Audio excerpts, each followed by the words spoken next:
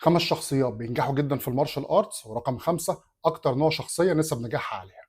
رقم 1 الجيمرز، عشان الجيمرز بيتعاملوا مع المارشال آرتس على أساس إن هم بيلعبوا فيديو جيم، فبيتميزوا بالفكر الاستراتيجي، سرعة اتخاذ القرار، والقابلية إن هم يتعلموا من غلطاتهم، فبيتميزوا في المارشال آرتس أكتر من أي حد تاني بالذات على المدى الطويل.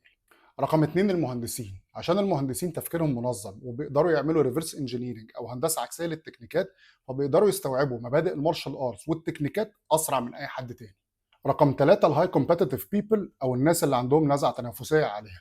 الناس دي بتلاقي نفسها في الاجواء اللي بتختبر مهاراتهم في شكل تنافسي اكتر، وحبهم للمنافسه وللفوز بيخليهم يشتغلوا ويتمرنوا اكتر من اي حد.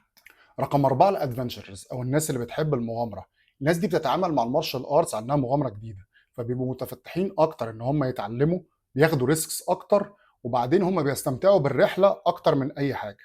رقم 5 الادكتيف بيرسوناليتيز او الشخصيات اللي عندها نزعه ادمانيه عاليه.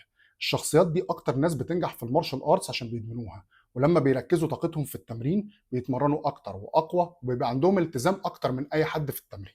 طبعا في سمات شخصيه تانية تقدر تخليك تنجح في المارشال ارتس، لكن الخمسه دول اكتر سمات شخصيه فرص نجاحهم عاليه.